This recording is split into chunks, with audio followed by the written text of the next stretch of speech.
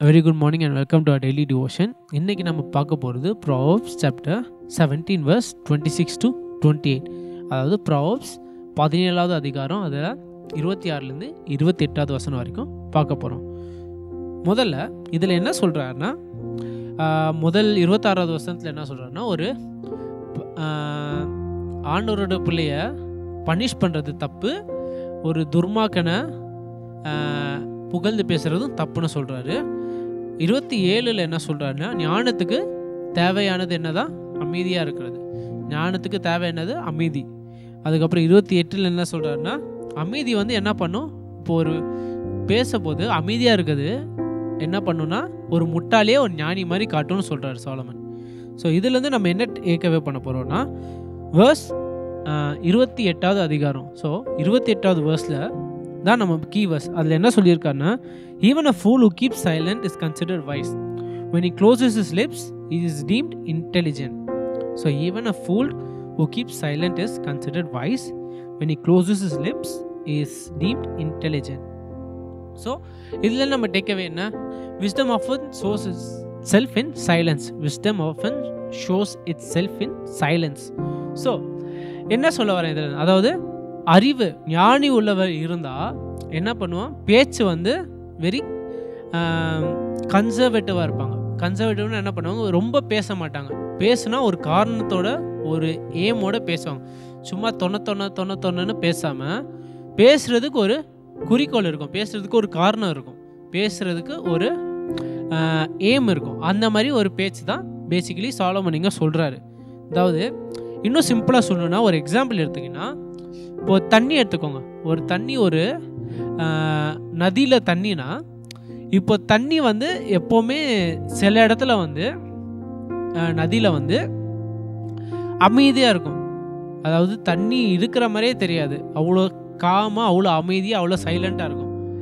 சாலமன் என்ன சொல்கிறாரு? அதான் ஒரு ஞானம் உள்ளவன்னு சொல்கிறார். ஆனால் சில இடத்துல என்ன பண்ணும்? கல் அந்த மாதிரிலாம் இருக்கும்போது தண்ணி அங்கே போனால் என்ன ஆகும்னா, இடித்து சவுண்டும் நிறைய வரும், தண்ணி பார்க்க கூட ஒரு மாதிரி இருக்கும் அங்கே அந்த இடத்துல.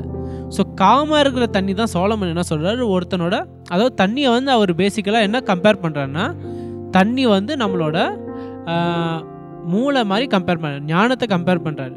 இப்போ தண்ணி அந்த காமாக இருந்தால் நம்ம மைண்டும் எப்படி இருக்குது? காமாக ரிலாக்ஸ்டாக இருக்குன்னு அர்த்தம். ஆனால் தண்ணி அந்த மாதிரி ஒரு கல்லில் இடிக்க போதோ, அந்த மாதிரி மேலேருந்து கீழே உள்ள போதோ நல்லா ஸ்கேட்டராகி வெள்ளையாக தெரியும்னா தண்ணி சில இடத்துல நதியில். ஸோ அந்த இடத்துல என்ன சொல்கிறார் சாலமன்னா, அதான் தொண்ணையாக பேசி நம்ம மைண்டு எப்படி இருக்குது? ஒரு குறிக்கோள் இல்லாமல் சும்மா பேசணும்னு பேசுகிற மாதிரி சொல்கிறாரு. ஸோ என்ன பண்ணணும்? இதனால் நம்ம பேசும்போது வெரி சிம்பிளாக சொல்லணுன்னா, முதல்ல என்ன பண்ணணுன்னா, நம்ம பேசும்போது யாரோ ஒருத்தங்கிட்ட பேசும்போது அட்வைஸ் சொல்கிறோமோ, வாங்குகிறோமோ, இல்லை என்ன பண்ணுறோமோ, நம்ம எப்போவுமே என்ன பண்ணணும்? பேச்சை குறைக்கணும், கேட்குறத இன்க்ரீஸ் பண்ணணும். பேச்சை குறைக்கணும், கேட்குறத இன்க்ரீஸ் பண்ணணும். அவங்க என்ன சொல்கிறாங்கன்னு நம்ம கேட்கணும். அதை வச்சு நம்ம பொறுமையாக நிதானமாக யோசித்து பேசணும். உடனே சொல்லணும்னு அவசியம் இல்லை. நம்மளுக்கு எதுவும் டைம் லிமிட் இல்லை. ஒருத்தங்க கிட்ட பேசிட்டாங்க, நான் 2 செகண்டில் பதில் சொல்லலைன்னா முடிஞ்சிச்சு, அப்படிலாம் எதுவுமே இல்லை. நிதானமாக பொறுமையாக யோசித்து ஒரு அர்த்தமுள்ள ஒரு அவங்களுக்கு கொஞ்சம் யூஸ்ஃபுல்லாக இருக்கிற மாதிரி பொறுமையாக நிதானமாக பேசுகிறது ரொம்ப முக்கியம்னு சாலமன் சொல்கிறார். ரெண்டாவது என்னென்னா, அவங்கக்கிட்ட பேசும்போது நம்ம என்ன பண்ணக்கூடாது? ஞானத்தோடு பேசணும்னா முதல்ல அமைதியாக பேசணும். அதுக்கு நம்ம ஃபஸ்ட்டு என்ன பண்ணணும்? நம்ம பேச்சை குறைச்சிட்டு அவங்க சொல்கிறத லிசன் பண்ணணும். ஸோ கேட்குறது ரொம்ப முக்கியம். ஸ்டெப் 1. ஸ்டெப் 2 என்னென்னா, நம்ம பேசும்போது நம்ம பயஸ்டாக இருக்காது. அதாவது பயஸ்துன்னா என்னென்னா, எனக்கு இவங்கள பிடிக்கும், அதனால் இவங்களுக்கு சார்ந்து நான் ரொம்ப நல்லா பேசுவேன், இவங்கக்கிட்ட சார்ந்து நான் அவ்வளோவா பேச மாட்டேன், அந்த மாதிரிலாம் இருக்கக்கூடாது. ஒரு பயஸ் இருக்கக்கூடாது. பேசும்போது நம்ம எப்போவுமே இருக்கணும், நியாயத்தோடு பேசணும், அன்பயஸ்டாக பேசணும். இவன் என் அண்ணன், அவன் என் அண்ணனோட ஃப்ரெண்டு, ஆனால் நான் என் அண்ணனை தான் சப்போர்ட் பண்ணுவேன், இவன் என் அண்ணன் ஃப்ரெண்டுனால அவ்வளோ சப்போர்ட் பண்ணுவேன், அப்படிலாம் இல்லை. நேர்மையாக இருக்கணும். 2 பேரும் நியாயம் கரெக்டான இடத்துல இருந்தாங்கன்னா 2 பேருக்கும் ஒரே அளவுக்கு சப்போர்ட் பண்ணணும்.